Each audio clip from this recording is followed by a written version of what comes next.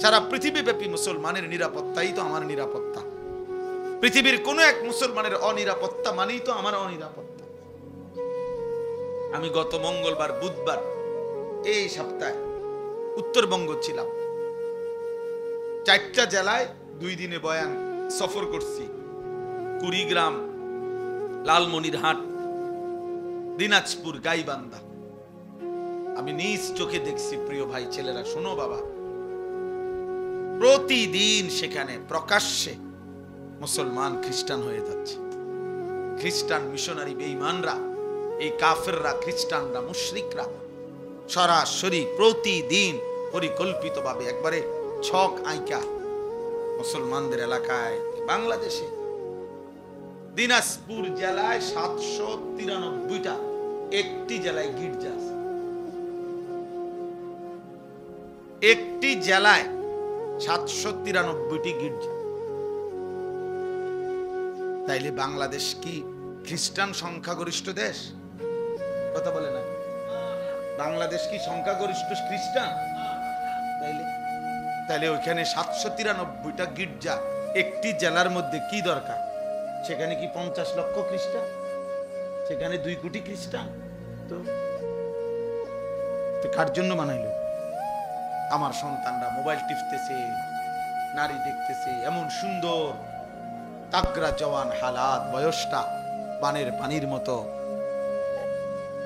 জোয়ারের পানির মতো শেষ করে দিতেছে। আর ওরা, আমি নিজে দেখছি মঙ্গলবার দিন প্রথম যার কাছে গেছি, আমরা এই কাজেই গেছিলাম আর কি, অমুসলিমদের দাওয়াতি কাজে। নিজ চোখে দেখছি মিয়া 7 বছর মসজিদে জুমার নামাজ পড়াইছে ইমাম 7 বছরের ইমাম, সরাসরি খ্রিস্টান। সে এখন খ্রিস্ট ধর্ম প্রচার, টিচার, খ্রিস্টান।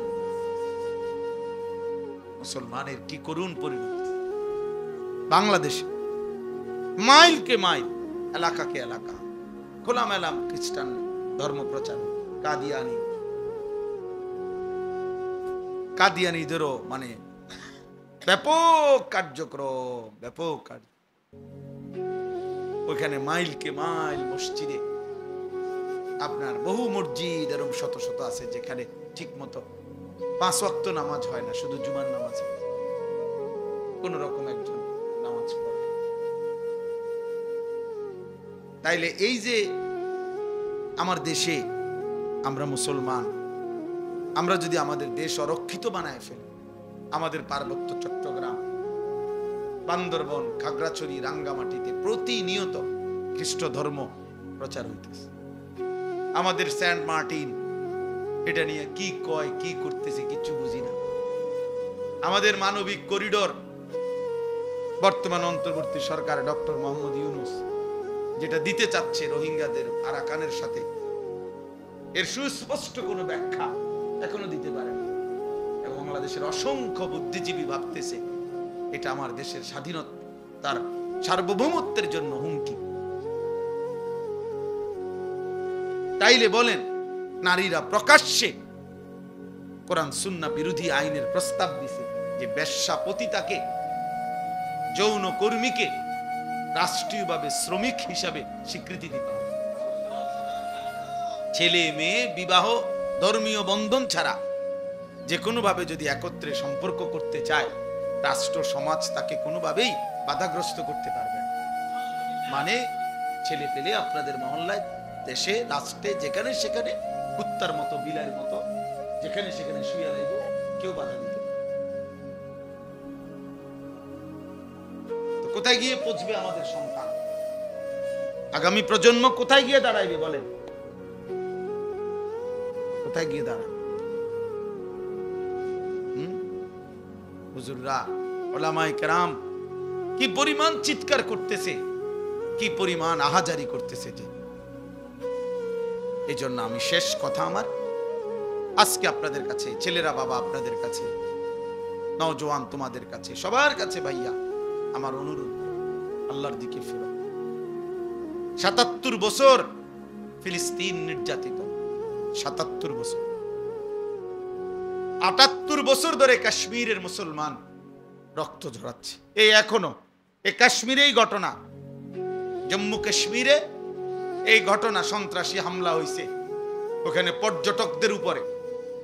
এই যে কক্সবাজার যেরকম ঘুরতে যায়, ওইখানে ঘুরতে গেলেন না, পর্যটকদের উপরে হামলা হয়েছে। এইটাকে কেন্দ্র করে পুরা ইন্ডিয়ার মুসলমানদের উপরে, কাশ্মীরের মুসলমানের উপরে জুলুম শুরু করে দিছে। বাড়ি ঘর জেলখানায় ভরতেছে। কি আশ্চর্য! এই জন্য আমি এই ছেলেদেরকে প্রতিদিন বলি, বাবা এমন যদি হয় একবার ভাইবা দেখো। সারা রাত উলঙ্গ ছবি দেখলা, এশার নামাজও পড়লা না, ফজরের নামাজও পড়লা না, এ মোবাইল নারী ছবি দেখতে দেখতে ঘুমায় গেলা। নিশ্চিত বীর্যপাত হয়। নারী দেখলে, ছবি দেখলে, অশ্লীল দৃশ্য দেখলে শরীর নাফাক হয়। তো এশার নামাজও পড়লা না, ফজরের নামাজও পড়লা না, আর এই নাপাক শরীর নিয়া যে শুয়া রইলা। হায়, যদি এই ঘুমার না ভাঙে, এই রাত যদি ভোর না হয়, কোন এক অদৃশ্য বোমার আঘাতে যদি উড়ে যায় সে, তো তোমার মৃত্যু কি পরিমাণ নিকৃষ্ট মৃত্যু হলো। ইসলাম তো শরীয়তের মাসআলা হলো স্বামী স্ত্রীর মেলামেশার পরেও ফরজ গোসল দেরি না করা, নাকি হালাল স্বামী স্ত্রীর মিলনের পরেও গোসল করতে কি না করা। এই যে জানোয়ার ঘন্টার পর ঘন্টা, দিন নাই রাত, কারণ যে নামাজ পড়ে না আর মোবাইলে নারী ছবি দেখে, তো 24 ঘন্টায় নাফা। তার তো কোনো কি নাই, পবিত্রতার কোনো প্রয়োজনই নাই। এতে কিনবো পবিত্রতা দিয়ে, এতে কিনবো।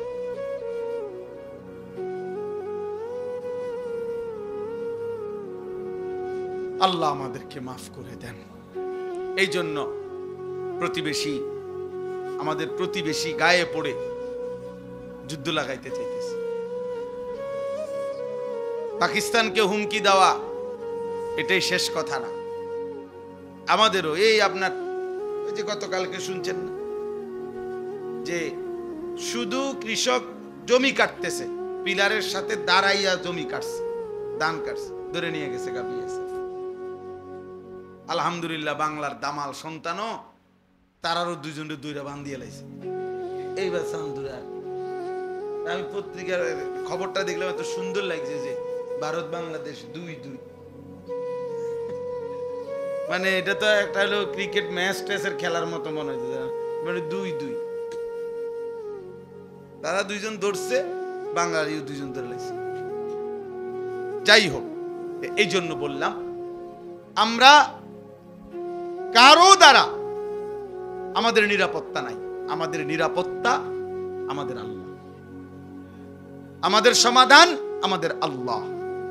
এজন্য প্রিয় ভাই, প্রিয় সন্তান, অলসতা ছেড়ে, গাফলতি ছেড়ে সবার কাছে অনুরোধ করলাম, যদি আল্লাহ কখনো আবার তৌফিক দেয় তো খোলা লম্বা বয়ান হবে, কিন্তু আজকে এটুকুই আমি অনুরোধ করছি, আমরা ভাবা দরকার, সময়কে মূল্যায়ন করা, বর্তমান বিশ্ব পরিস্থিতি নিয়ে ভাবা।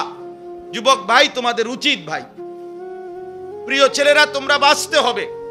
আগামীর পৃথিবীতে তোমরা মুখোমুখি হবে, হয় ক্ষুধার মুখোমুখি হইবা, নয় দারিদ্রতার মুখোমুখি হইবা, নয় যুদ্ধের মুখোমুখি হইবা। এই যে আমাদের অন্তর্বর্তী সরকারের প্রধান উপদেষ্টা গত 3-4 দিন আগে বলছে যে বিমান বাহিনীর মহড়া হইছে, এখানে সে একটা সুন্দর বক্তব্য দিছে যে বর্তমান যুদ্ধমুখর এই বিশ্ব পরিস্থিতিতে প্রস্তুতি না নেওয়া আত্মহত্যা। এই প্রথম আমার বুঝ হওয়ার পরে বাংলাদেশে কোনো প্রধানমন্ত্রী বা কোনো রাষ্ট্রের গুরুত্বপূর্ণ ব্যক্তি এমন শব্দ বলতে আমি আর শুনি নাই। এমন আশ্চর্য শব্দ কইছে উনি, যে এই বর্তমান যুদ্ধমুখর এই পৃথিবী, অর্থাৎ প্রতি মুহূর্তে কল্পনাও ছিল না হয়তো বিশ্ব পরিস্থিতিটা এমন যে খেলতেছে, হাসতেছে পর্যটক, তো এখানে গুলি হইছে, এরপরে লাগিয়া গেছে, এরপরে দেশ থেকে ছাড়াইয়া রাষ্ট্রের সাথে রাষ্ট্রের যুদ্ধ। অর্থাৎ কখন কোন মুহূর্তে পাম থেকে চুন খসে গেলে রক্তের বন্যা বয়ে যাবে, বোমার বন্যা বয়ে যাবে, মিসাইলের বন্যা বয়ে যাবে, তুমি জানো না। তুমি জানো না।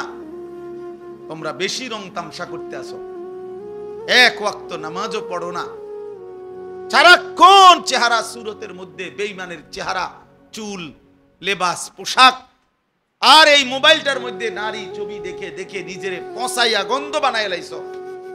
তোমরা না ফিরলে টিকবা কেমনে?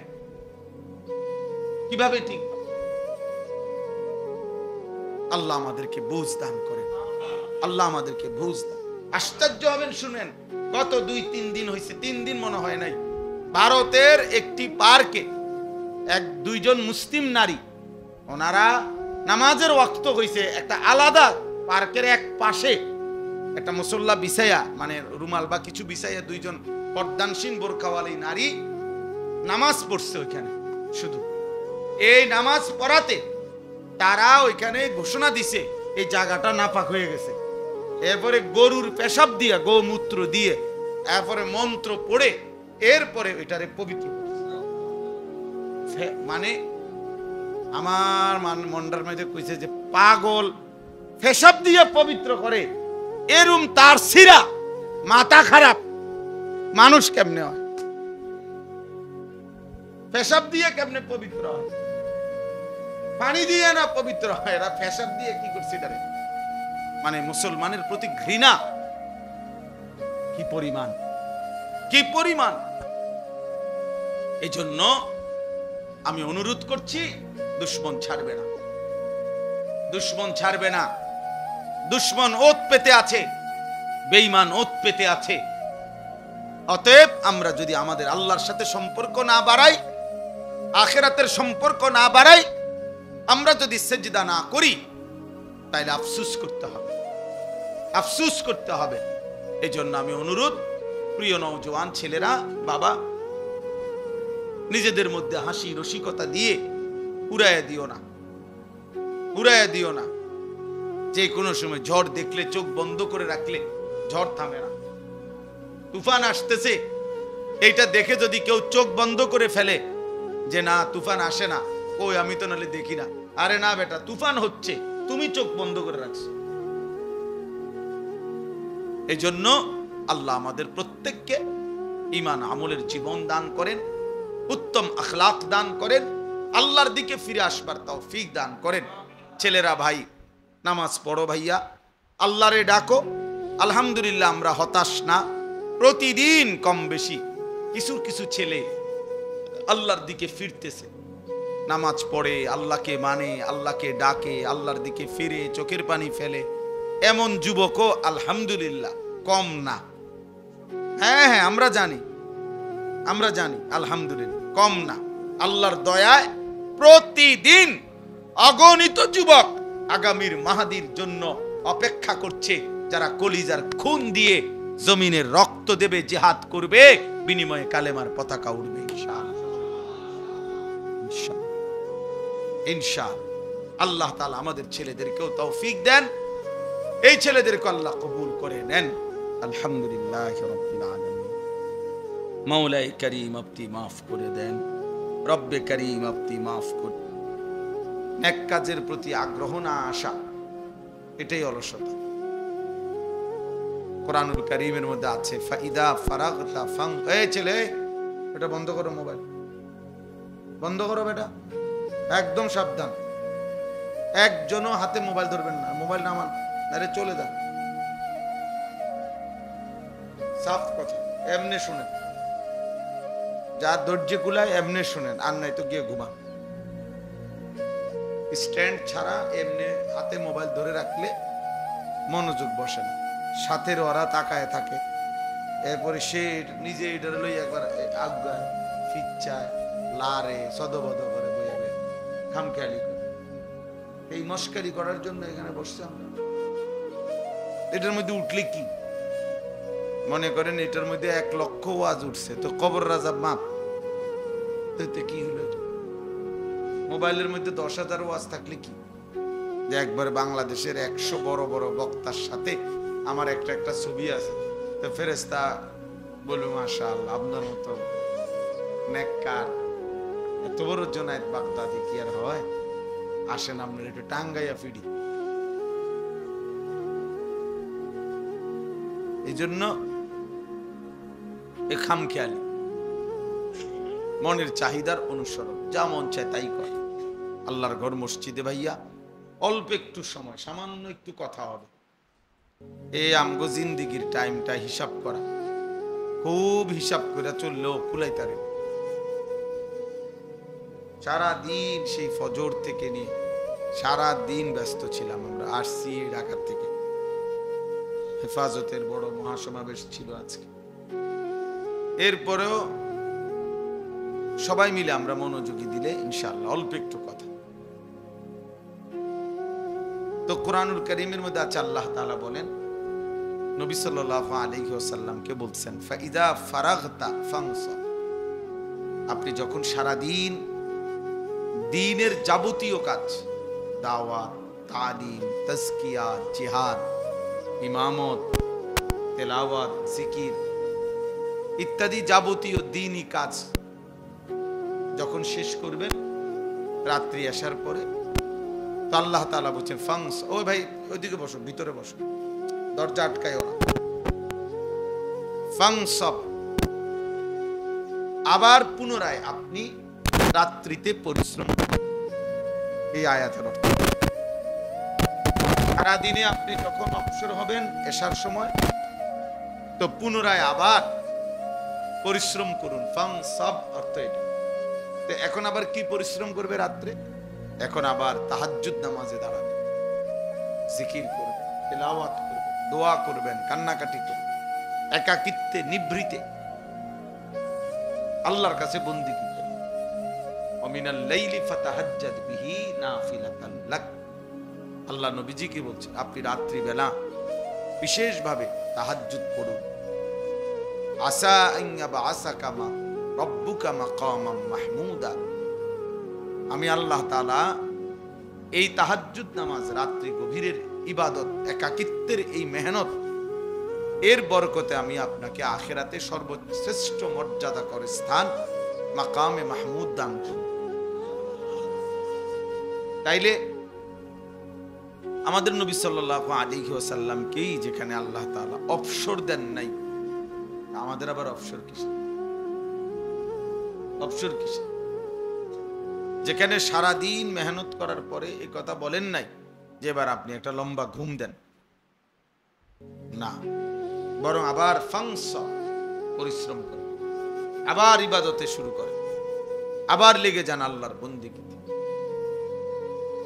কুমিল লাইলা ইল্লা কালিলা, আল্লাহ বলছে বন্ধু কিছু সময় বাদ দিয়ে রাত্রি জাগেন। হ্যাঁ, সারা রাত না, কিছু সময় বিশ্রামের জন্য রাখেন। নিসফাহু, হয়তো রাতের অর্ধেক, আবিন কুসমিনহু, অথবা অর্ধেকের চাইতেও কম, আউজিদ আলাইহি, অথবা অর্ধেকের চাইতে বেশি। অর্থাৎ তবে এটা মনে রাখবেন, কোনোভাবেই এক মুমিন সারা রাত ঘুমাইতে পারে, সেই সন্ধ্যা হলো, তো এরপরে আমি ফজর পর্যন্ত ঘুম ছাড়া আল্লাহর কোনো বন্দেগী করলাম না, আল্লাহর কোনো ইবাদতই করলাম না, পড়লাম এশার নামাজ, না পড়লাম তাহাজ্জুদের নামাজ, না পড়লাম ফজরের নামাজ, এটা কোনো মুমিন মুসলমানের পরিচয় হতে পারে। আল্লাহ তাআলা বলেছেন, ইন্না নাশিআতাল লাইলি হিয়া আশাদ্দু ওয়াতআন ওয়া আকওয়ামু কিলা, আল্লাহ তাআলা বলে নিশ্চয়ই রাত্রি জেগে আল্লাহর ইবাদত করা,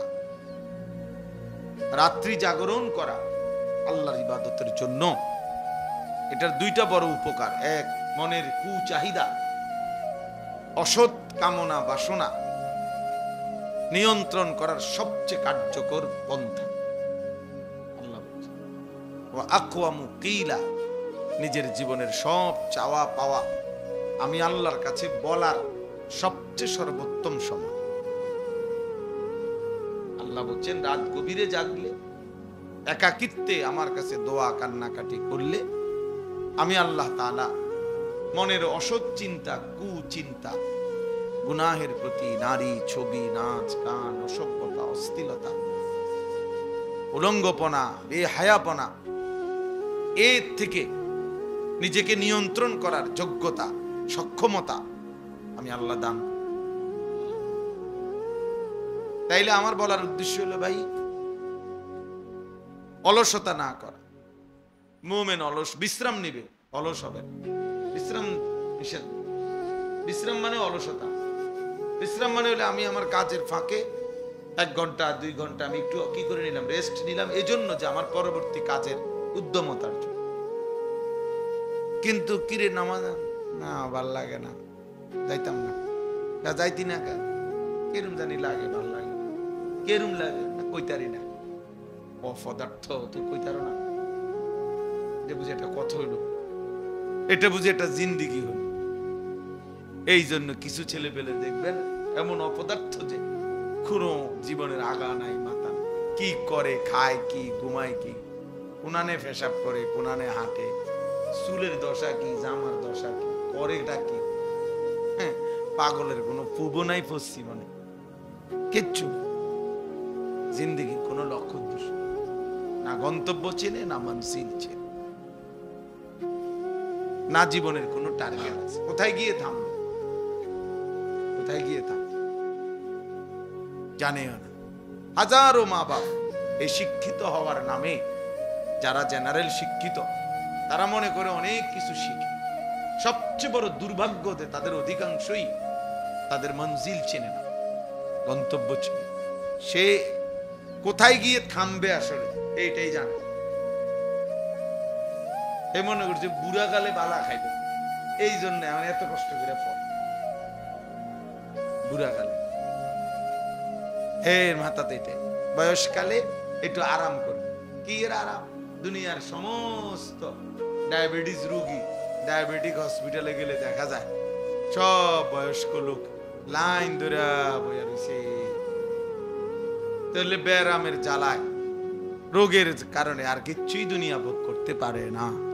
সব গুছাইছে, টাকা পয়সা সবই আছে, কিন্তু রোগ, অসুস্থতা, দুর্বলতা আর তাকে দুনিয়া ভোগ করতে দেয় না। ভারতীয় উপমহাদেশের একজন সম্রাট ছিলেন শের শাহ, আমরা কিতাবে ইতিহাসে পড়ছি। উনি বলছিলেন ওনার বয়স যখন 63 পার হয়েছে, তখন তিনি ভারতীয় উপমহাদেশে বড় বাদশাহ হয়েছে, কিন্তু এর জন্য উনাকে 45 বছরের চাইতে বেশি লাগাতার যুদ্ধ বিগ্রহ করতে হয়েছে। বহু যুদ্ধ বিগ্রহ করে এরপরে তিনি একদিন 63 বছর পরে, 60-63 বছর পরে ভারতীয় উপমহাদেশে বাদশাহ হয়েছে, বড় ক্ষমতাধর হয়েছে। তো একদিন তিনি বাদশাহীর মসনদে বসে আফসোস করে বলতেছিলেন যে হায়, আমার রাজত্বের সূর্য যখন চমকাইছে, আমার হায়াতের সূর্য তখন ডুবতে শুরু করছে। মানে আমার বাদশাহী তো আসছে ঠিক আছে, রাজত্ব তো আসছে ঠিক আছে, কিন্তু আমার জিন্দিগির সূর্য তো কি ডুবার টাইম হয়ে গেছে, ডুবার টাইম।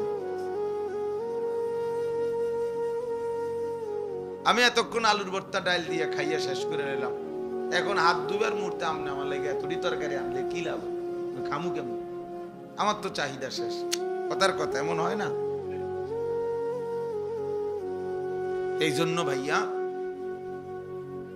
অলসতা না করা, নেক কাজে গরিমসি করা, এটাকেই অলসতা।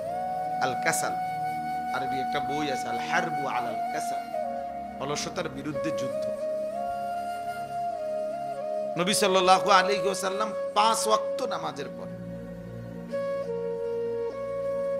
আপনার এটা থেকে পানাহ চাই যে আল্লাহ আমি অলসতার থেকে মুক্তি চাই। যার মঞ্জিল জানা আছে সে অলস হয়। আমার আখিরাত অনেক লম্বা, আমার অনেক নেকি দরকার, আমার অনেক দরকার, আমার কবরের সফর বড় লম্বা সফর। এই যত মানুষ আলহামদুলিল্লাহ নেককার লোক, আমার শায়েখ আল্লামা মুফতি মুশতাকুর নবী কাসিম দিন রাত দেখি দৌড়ায়, মেহনত করে,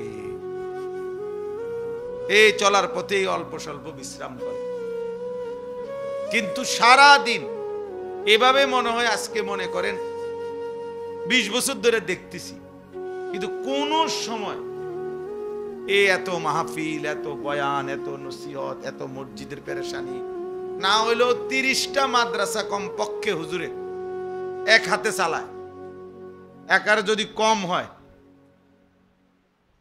তাইলে এই সারা দেশ জুড়ে এখন এই মুহূর্তে দক্ষিণ কোরিয়া আছে। হুজুর এখন দক্ষিণ কোরিয়া বয়ান করতে গেছে, 2 তারিখ গেছে, খবর পাঠাইছে যে আইসাই জাপান যাবে, হজে যাবে, হজের থেকে আইসা জাপান যাবে।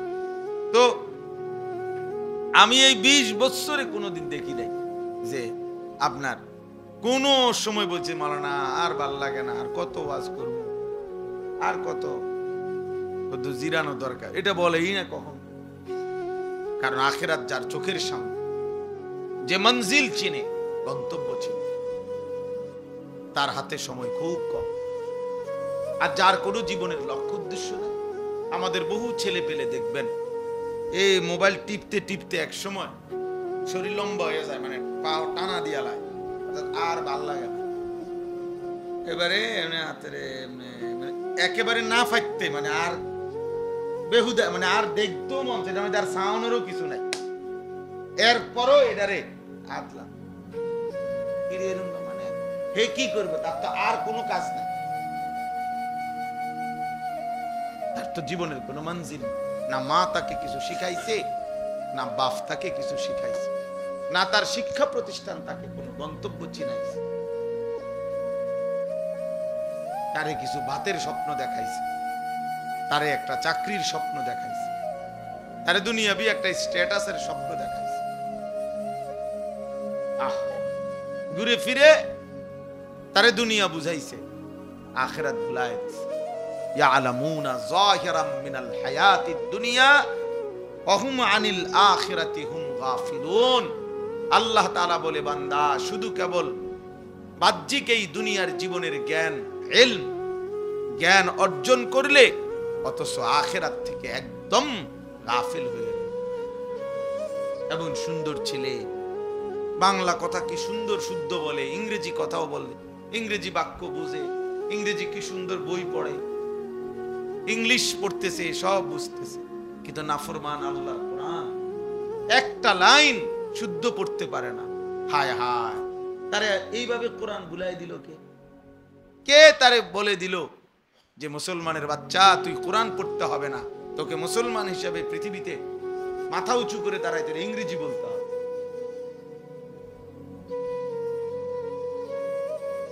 সে নিজেকেও শিক্ষিত মনে করে, ভদ্রলোক মনে করে, কথাবার্তা খুব স্মার্ট মনে করে, আল্লাহর কোরআন দেখে দেখেও শুদ্ধ পড়তে পারে না। এইটা যে অশুদ্ধ হওয়া, অপরাধ, দোষ, ত্রুটি, এইটাও বোঝে না, এইটাও বোঝে। হাজার হাজার এই নিজে মনে করে ভদ্রলোক। আল্লাহর কোরআন বিহীন কেউ কসম আল্লাহর ভদ্রলোক হতে পারে না। শুধু শব্দ শুদ্ধ উচ্চারণ করলেই ভদ্রলোক হয় না, পৃথিবীর কোনো বইতে কথা নাই। আমি তাহলে চ্যালেঞ্জ করলাম, আমি দেখায়েন, আমরাও জেনারেল লাইনে পড়ি, আমি মাস্টার্স পাস করছি মুল্লা ভিক্টোরিয়া কলেজ। পৃথিবীর কোথাও এটা লিখে নাই শুধু শব্দ বাক্য, কথা শুধু শুদ্ধ বলতে পারলে, কেমন আছেন, ভালো আছেন, নাস্তা খেয়েছেন, এটা চা খাবেন, হ্যাঁ, এভাবে কিছু শুদ্ধ দেখছো, কেমন ভালো ছেলে, কি শুদ্ধ কথা বলে। কিন্তু এবারে মুইটা ফানি লইতারে না, পেশাব করে কেমনে, টয়লেট পেপার ব্যবহার করে, পাক হয় কেমনে, অপদার্থ এটাই জানে না। হে কিসের ভদ্রলোক, এত অপবিত্র লোক। এই জন্য এটা বোঝা উচিত। এই ছেলেরা তোমরাও বুঝছো বাবা, নিজের দিকে নিজেই তাকাইও, তোমার দিকে কেউ তাকাবে না, কেউ না, কেউ কারো জন্য থামে না। স্বার্থপর এই দুনিয়ায় তুমি নষ্ট হইয়া যদি পচাও যাও, গন্ধও ছড়ে, নারী দেখতে দেখতে, ছবি দেখতে দেখতে, উলঙ্গ নাচ দেখতে দেখতে, বেনামাজি চলতে চলতে তোমার মতো জানোয়ারের দিকে ফিরে তাকাবার টাইমও কারো নাই। তুমি মনে করছো আরে তোমারটা তুমি নষ্ট হইয়া গেলে আর কি, তুমি চরিত্র। কোন দুনিয়া, কোন নাফরমান, কোন পাপী আল্লাহর দুনিয়া থেকে চলে গেলে কুত্তাও আর নাম নেয় না, কুত্তাও আর নাম নেয়। কে কার জন্য বসে থাকে, চলার পথের সামনের গাড়ি অ্যাক্সিডেন্ট করে যাত্রী মারা গেছে, লাশ রাস্তার পাশে, এরপরও তো পিছনের গাড়ি থামে না, সাইডে দিয়ে যায় না। সময় কই কার? কার লেগে কে বইয়া থাকবো? টাইম কই মিয়া? আমাদের ছেলে পেলে গুলো বুঝলই না। কারে দেখায় চুল, কারে নিজে নিজে নিজের সারা দিনে 50 বার নিজের ছবি নিজে উঠায়, নিজেই হাসে, নিজেই হাতালগি দেয়, নিজেই চুল ঠিক করে, নিজেই আবার ছবি ফেসবুক, মানে নিজেই পাগল, মানে নিজের তার যে ছিঁড়ে গেছে এটা জানে না। প্রত্যেক যারা এই সেলফি তোলে যারা, এর অধিকাংশই প্রতিবন্ধী। বাস্তব এগুলো তার ছিঁড়া, এগুলো মানসিক প্রতিবন্ধী। নাই তো নিজে নিজে হাসবে কেন? নিজে নিজে হাসবে কেন? আল্লাহ আমাদেরকে বুঝার তৌফিক দান করেন। এজন্য বাপ বলতেছিলাম, অলসতা, গাফলত অনেক বড় মুশকিল, মুসিবত। অলসতা যারে পাইয়া বসে তার জীবন শেষ। মুমিন অলস হবে না, কারণ আমার মঞ্জিল অনেক দূর, আমারে অনেক দূর যাইতে হবে। আমি থেমে গেলে হবে কেমন? আমি থামলে হবে কেমন? এত লম্বা কবর নয়তো আমি পাড়ি দেব কেমন? এত বিস্তীর্ণ হাসরের মাঠ আমি পাড়ি দেব কিভাবে? আমার ফুলসেরাত আমি কেমনে পার হব? এত লম্বা পথ যার সামনে, সে এত দ্রুত থেমে গেলে হবে না। শুধু মসজিদে 10,000 টাকা দান করলে এত বড় বেহেশতের বোঝ হয় না। শুধু মসজিদে 3টা ফ্যান দিয়ে দিলে এত বড় আখিরাতের ব্যবস্থা হয় না। ভুল এবং অশুদ্ধ, সূরা শুদ্ধ নাই, কেরাত শুদ্ধ নাই, দোয়া শুদ্ধ নাই, ওযু গোসল ঠিক নাই, এরকম নামাজ শুধু শুক্রবারের 2 রাকাত নামাজ দিয়া, হায় নাফরমান মুসলমান, বাকি 5 ওয়াক্ত নামাজ যারা পড়েন না, এই বেহায়া বেশরমরা মনে রাখেন আখিরাত এত মামুলি না। আপনি যেটা মনে করছেন, আপনারে ইবলিসে, শয়তানে আপনারে বলছে, শয়তানে যে শুধু শুক্রবারে নামাজ পড়লেই চলে, এটা যারে বুঝাইছে তারে শয়তানে বুঝাইছে, কোন মুমিন বুঝায় নাই।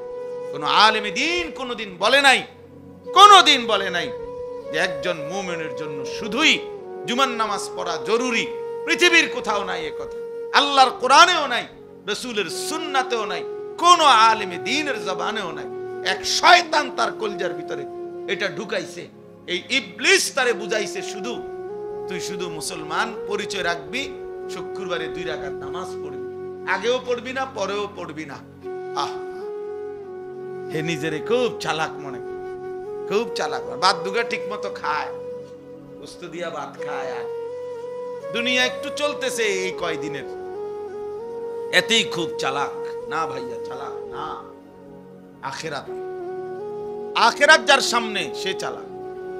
আল কাইয়িসু মান দানা নাফসাহু, নবী সাল্লাল্লাহু আলাইহি ওয়াসাল্লাম বলেন, বুদ্ধিমান সে যে তার নিজের হিসাব করে, ও আমিলা লিমা বাদাল মাউত, এবং মৃত্যু পরবর্তীর জন্য আমল করে, আমল করে। এজন্য চালাক বলে কাকে? ইমানদারকে। চালাক বলে বন্দিগিওয়ালাকে। চালাক বলে আখিরাত চিনে যে। নবীজিকে জিজ্ঞেস করছে, মান আকিয়াসুন নাস, হে আল্লাহর রাসূল, সর্বাধিক বুদ্ধিমান কে?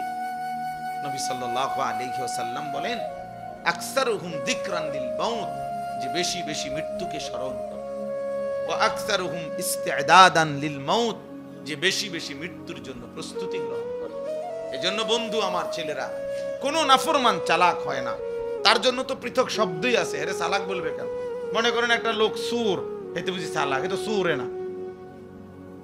একজন লোক সুদখোর, তে হে কি চালাক না? তার লেগে তো শব্দ নির্ধারণ করাই আছে সুদখোর, তো আপনার লেগে তো উপযুক্ত শব্দ রাখছে। আপনার চালাক কইতে কিন্তু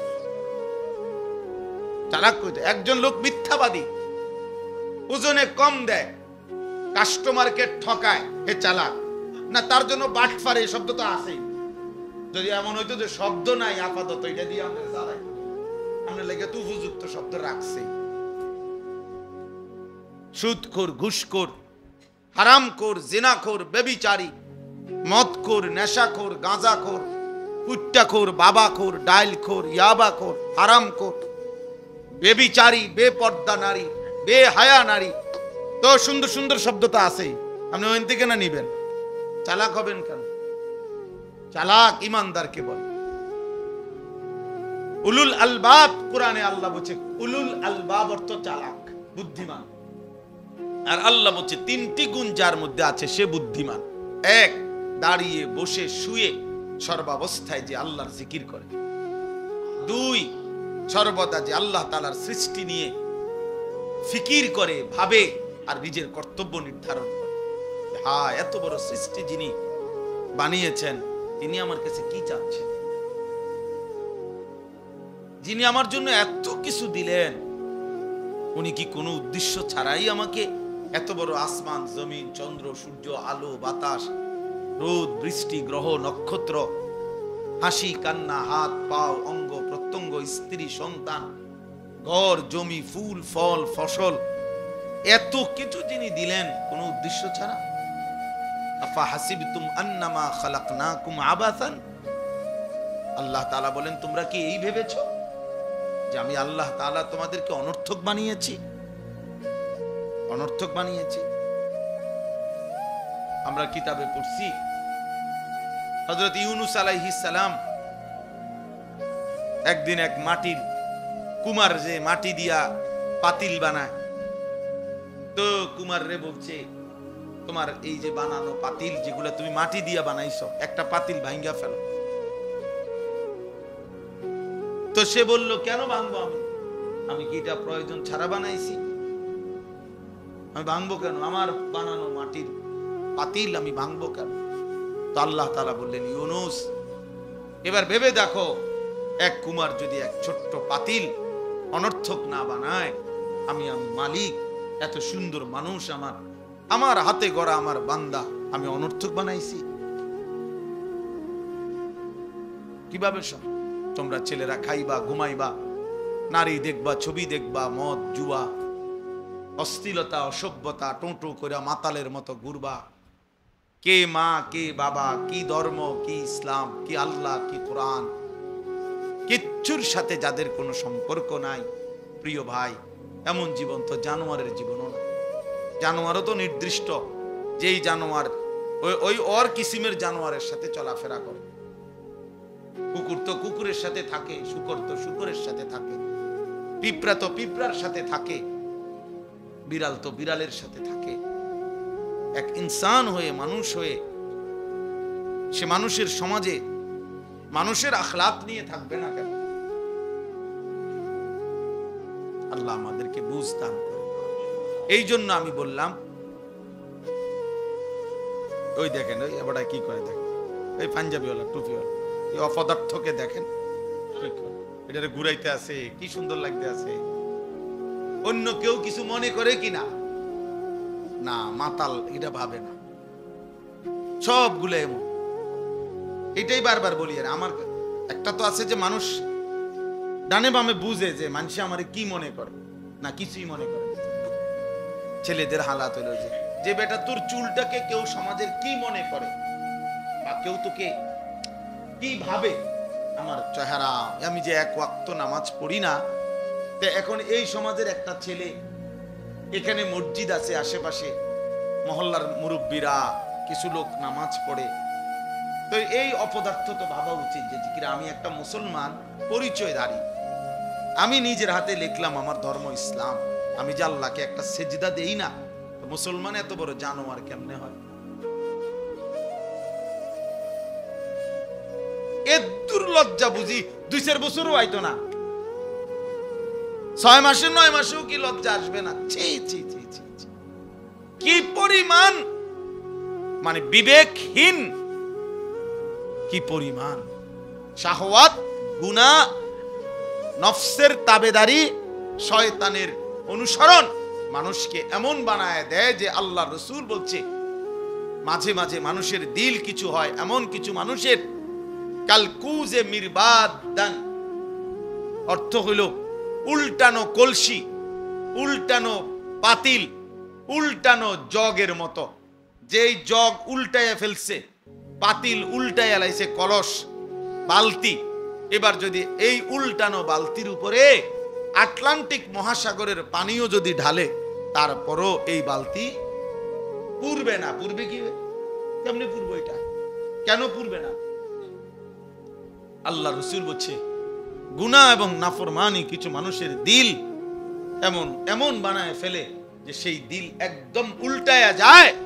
আর কোনোদিন, প্রিয় ছেলেরা আমার, মনে রাখো বাপ, এত পরিমাণ গুনাহ করো না যেই গুনাহের কারণে একদিন আল্লাহর রহমের নজর থেকে আল্লাহ দূরে সরাইয়া দিল উল্টায়া দেয়। তখন আল্লাহর নবী বলেন, লা ইয়ারিফু মারুফান ওয়ালা ইউনকিরু মুনকারান। ওই নাফরমান আর কোনো ভালোকে ভালো মনে করে না, কোনো গুনাহকে আর ছাড়তে চায় না, সে গুনাহকে গুনাহই মনে করে। দিল উল্টে। হাদিসে আছে, নবীজি বলছে, ইন্না কুলুবাল ইবাদ বাইনা ইসবাআইন মিন আসাবি'ir রহমান ইউকাল্লিবুহু কাইফা ইয়াশা। নিশ্চয়ই বান্দার অন্তর আল্লাহর কুদরতি দুই আঙ্গুলের মাঝে। বাইনা ইসবাআইন মানে দুই আঙ্গুল, দুই আঙ্গুলের মাঝে, আল্লাহর কুদরতি আঙ্গুলের মাঝে। ইউকাল্লিবুহু, আল্লাহ তাআলা ওই দিলকে যেভাবে ইচ্ছা উলট পালট করতে পারে, নবীজি বলছে। এই জন্য নবীজির দোয়া আলেমদেরকে জিজ্ঞাসা করে দেখ, নবীজি সব সময় সর্বদা প্রতিনিয়ত একটা দোয়া করতেন, এটাও, ইয়া মুকাল্লিবাল কুলুব সাব্বিত কলবি আলা দীনিক। এর অর্থ কি? যে হে অন্তর সমূহের পরিবর্তনকারী আল্লাহ, আপনি আমার অন্তর আপনার দ্বীনের উপরে মজবুত রাখুন। আমি যেন সুখেও আপনাকে ভুলে না যাই, আমি যেন দুঃখেও আপনাকে ভুলে না যাই, আমি যেন অভাবেও আপনাকে ভুলে না যাই, আমি যেন সচ্ছলতার প্রাচুর্যের সময়ও আপনাকে ভুলে না যাই, আমি যেন রাতেও আপনাকে ভুলে না যাই, আমি যেন দিনের আলোতেও আপনাকে ভুলে না যাই, আমি যখন এলাকায় আমি তখনও যেন ভুলে না যাই, আমি যখন বিদেশে চোখের আড়ালে তখনও যেন ভুলে না যাই আপনাকে। আপনি আমার দিল আপনার দ্বীনের উপরে রাখেন, এটা অনেক বড় নিয়ামত। তাহলে এই জন্য আজকে যেই কথাটা আমি প্রথম শুরু করলাম, অলসতা, অলসতা, এইটাই নসিহত। অলসতা থেকে বেঁচে থাকা দরকার। যার সুযোগ আছে, ভাল লাগছে, মন চাইছে, এমনি আমাদের চোখের দিকে তাকায় আল্লাহর কথা শুনতে হবে, এটা জরুরি। এজন্য আমি কোনো অসুবিধা নাই, একবারে সামনে পিছনে ডানে বামে কেউ চলে গেলে আমার তেমন কোনো সমস্যা নেই। আমি কোনো ভোটে দাঁড়াইছি না যে আমার অনেক জনপ্রিয়তা দরকার, আমি নির্বাচনী ওয়ার্কিং আসি নাই যে লোক কম পেলে আমার ব্যর্থতা, এমন কিছু না। আল্লাহর কথা বলার ক্ষেত্রে সংখ্যা কোনো বিষয় নয়, সংখ্যা কোনো বিষয় না, আল্লাহর জন্য বলা এটা হলো মূল বিষয়। কতজন এটা কোনো দেখার কিছু নেই। কোরআনুল কারীমের মধ্যে আছে, কালিলাম মা তাশকুরুন। আল্লাহ তাআলা বলেন শুকর আদায় করে কম, কালিলাম মা তাযাক্কারুন। কোরআনে আল্লাহ বলেন উপদেশ গ্রহণ করে কম। ওয়া কালিলুম মিন ইবাদিয়াশ শাকুর। আল্লাহ বলেন আমার শুকরকারী বান্দা পরিমাণে কম। তাহলে আল্লাহর অনুগত, আল্লাহর কথা শুনে আল্লাহর কথার প্রতি কৃতজ্ঞ হয়, এরকম পরিমাণ সবসময় কমই হয়। এটা নিয়ে আফসোসের কিছু নেই, কম কিংবা বেশি, সফলতা কিংবা ব্যর্থতার কিছু নেই। এখানে মনে করেন 50,000 লোক হইলে আমার কবর রাজা মাফ তো কথা কয় না তো, আল্লাহ বলে কি বুটো হারাইলাম না, কবর রাজা মাফ হইল, তারা আমার কি হবে? কাজে এখানে সংখ্যা কোনো কি না বিষয় না, কতজন এটা কোনো কিছু না। সবাই চিনলে সফল, সবাই না চিনলে ব্যর্থ, এটা কোরআন সুন্নাহর কথা না, এসে ইসলামের কোনো বক্তব্য না। জনপ্রিয়তা কোনো জরুরি কোনো বিষয় না। কোরআনুল কারীমের মধ্যে 25 জন নবী এবং রাসূলের নাম আছে। কতজন? তো মোট নবী রাসূল কি 25 জন? তো বাকিদের নাম নাই কেন? যাদের নাম নাই ওনারা ব্যর্থ। পৃথিবীতে 5000 সাহাবীর নাম কোনো কিতাবে নাই। সবগুলো কিতাব একসাথ করে একবারে বাড়ি চালান দিলেও তো হবে না। 5,000 সাহাবীর নামও একসাথে পাওয়া যাবে। তো 1.25 লক্ষ সাহাবী তো বিদায় হজ্জের ময়দানে, আরাফাতের ময়দানে নবীজির সামনে ছিল হজের সময়। নবীজি যে বছর হজ করেছেন 1.25 লাখ সাহাবী ছিল। তাহলে 1,25,000 সাহাবীর মধ্যে 5,000-এর নামও তো কোনো কিতাবে নেই, কোনো বইতে নাই, ইতিহাসে নাই, নাই ওনাদের নাম কেউ জানে না।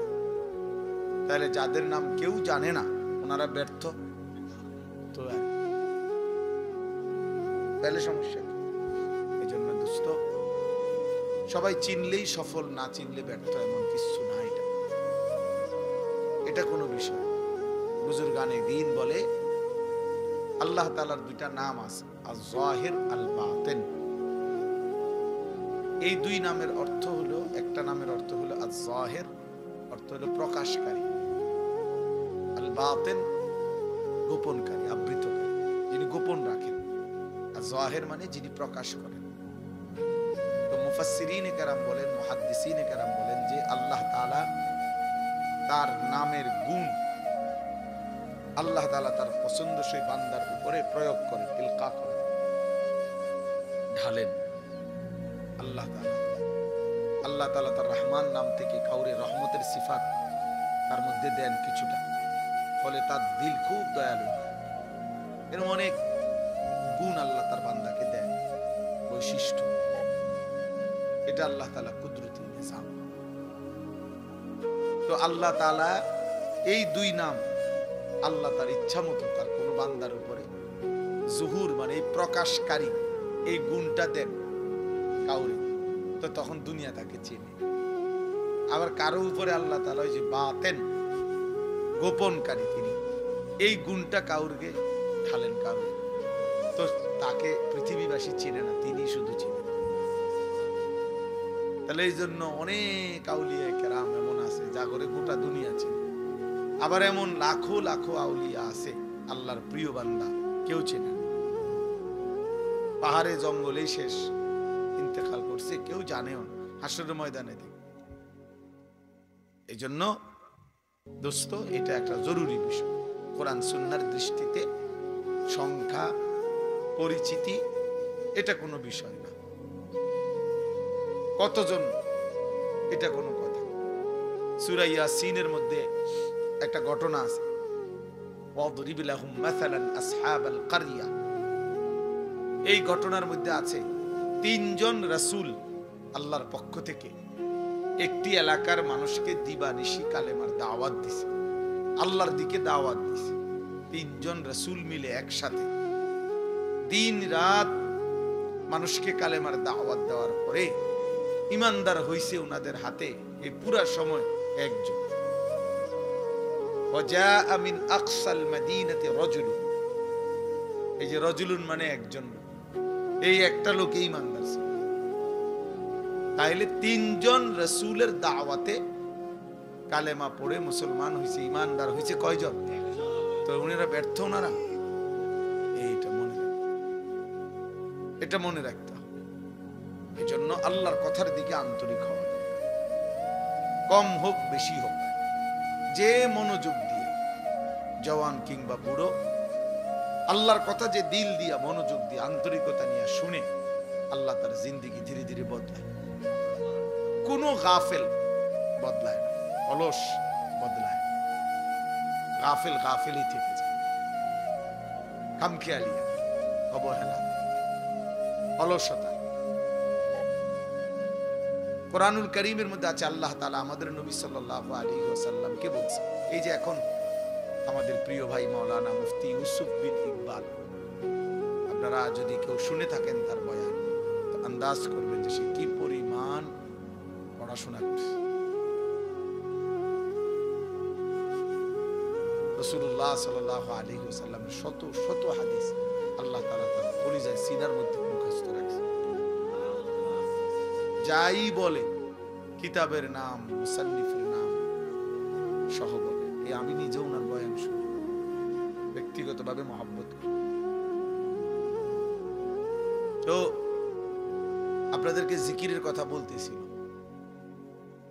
কোরআনুল কারীমের মধ্যে আছে আল্লাহ তাআলা আমাদের নবী সাল্লাল্লাহু আলাইহি ওয়াসাল্লামকে জিকির করতে বলছে, ওয়াদকুর রাব্বাকা ফি নাফসিকা তাদাররুআন ওয়া খীফা ওয়া দুনাল জাহরি মিনাল কওল বিল গুদুওয়ি ওয়াল আসাল। আল্লাহ বলছে নবী আপনি তিন ভাবে জিকির করবেন। এক, দিলে দিলে অন্তরে।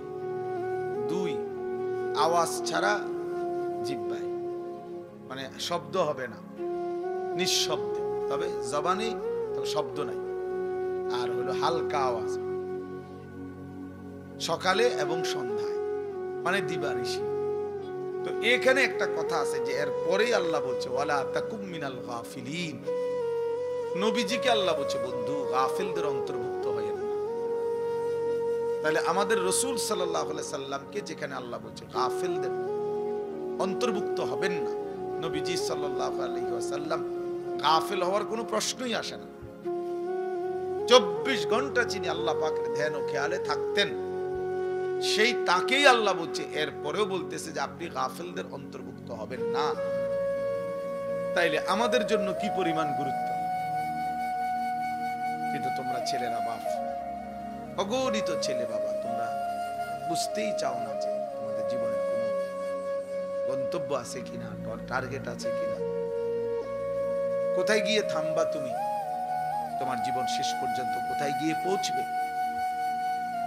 অসংখ্য ছেলে পেলে তোমরা জানো না, এই ক্ষণিকের শাহওয়াত, ক্ষণিকের মনের চাহিদা, কিছুক্ষণের যৌন চাহিদা, এই তোমার নারী, ছবি, মোবাইল, চুলের ফ্যাশন, অশ্লীলতা, বেহায়াপনা, অসভ্যতা, নোংরামি, সমবয়সী বন্ধুদের আড্ডা, আর কুকুর বিড়ালের মতো কিছু জঘন্য নিকৃষ্ট কথাবার্তা, যেটা মনুষ্যত্বের, মানবতার বহির্ভূত। এই কিছু কাজে লাখ লাখ শত শত ছেলে তোমরা জিন্দেগি শেষ করে দিচ্ছ। এভাবেই রাত বয়ে যায়, দিন শেষ হয়ে যায়। এমন সুন্দর যৌবন, এমন সুন্দর সময়, হায়াত অনাদরে, অবহেলায়, খামখেয়ালিতে জোয়ারের পানির মতো ভাইসা যেতেছে। অথচ আল্লাহর কসম কোরআনুল কারীমের মধ্যে আছে প্রত্যেকটা মানুষ তার পিছনের এই সময়ের জন্য আফসোস করে, আর আল্লাহর কাছে একটু সময় হায়াত ভিক্ষা চাইবে। প্রত্যেক পাপী নাফরমান আল্লাহর কাছে একটু সময় চাইবে, কিন্তু আল্লাহ তাআলা এক সেকেন্ডের জন্য বিগত সময় আর ফেরত দিবেন না। কারো জন্যই কোনো সময় আর ফেরত আসবে না। হাত্তা ইদা জাআ আহাদাহুমুল মাউত ক্বালা রাব্বিরজিউন। আল্লাহ তাআলা বলেন, যখনই মৃত্যুর সময় ঘনিয়ে আসে তো নাফরমান বলে রাব্বিরজিউন, আল্লাহ আর কিছুদিনের জন্য আমারে দুনিয়ায় ফেরত দেন, লাআল্লি আ'মালু সালিহান ফীমা তারাকতু। আয় আল্লাহ যদি এবার ফিরতে পারি, তাহলে যে আমলগুলো ছুটে গেছে এবার যদি যাইতে পারি, আজরাইলকে সরায় দেন, আমি এবার নেক আমল করব। কোরআনুল কারীমের মধ্যে আছে আল্লাহ বলবেন কাল্লা, কখনোই না, বান্দা এটা হবেই না, আর কোনদিন আমি আল্লাহ পেছনের সেই সময় ফেরত দেব না। ওয়ালা ইউআখিরাল্লাহু নাফসান ইযা জাআ আজালুহা। আল্লাহ বলেন প্রত্যেকের মৃত্যুর সময় যখন হয়েই যায়, তো আমি আল্লাহ তাআলা আর এক সেকেন্ডও তাখির, দেরি করি না, দেরি করি না, কাউকেই আমি আল্লাহ থাকতে দেই না। এজন্য বন্ধু আমার, দোস্ত আমার, সুখে থাকলেও মরে যাবেন, দুঃখে থাকলেও মরে যাবেন, হাসি কিংবা আনন্দ কিংবা বেদনায়, রাজপ্রাসাদ আর কুড়ে ঘর, সব অবস্থাতেই মারাই যাব, কবরেই চলে যেতে হবে। এই অনিবার্য বাস্তবতা, চিরন্তন এই সত্য যে আমাকে মরতে হবে, আমাকে চলে যেতে হবে, এটাকে অ্যাভয়েড করা, অস্বীকার করা, পাশ কাটানো, বুঝতে না চাওয়া, এটা নিতান্তই বোকামি ছাড়া আর কিছু নেই। কারণ বলে আমি বুঝি নাই এই জন্য আমার মরণ নাই, না, আপনি না বুঝতেও মরে যাবেন, আপনি খেয়াল না করলেও মরে যাবেন, খেয়াল করলেও মরে যাবেন, খুব কেয়ারফুল থাকলেও মরে যাবে, আর অসতর্ক থাকলেও মরে যাবে।